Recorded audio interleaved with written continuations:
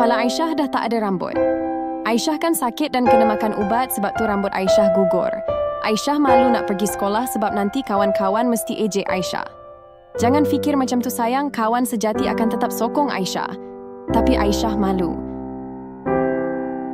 Cikgu ada berita sedih, Aisyah dah berhenti sekolah. Hah, kenapa Aisyah berhenti? Sebab dia sakit dan dia rasa malu nak jumpa kamu semua? Tak boleh macam ni. Kita mesti bagi semangat dekat Aisyah. Betul tu. Walaupun Aisyah selalu buat salah, dia tetap kawan kita. Yen ada idea.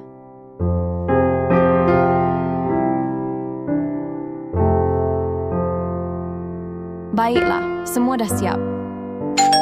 Siapa datang rumah Aisyah ni? Hai Aisyah. Kenapa kepala awak semua botak? Kami semua botakkan kepala sebab nak bagi semangat dekat Aisyah. Aisyah tak perlu malu lagi datang ke sekolah. Kami semua sokong Aisyah.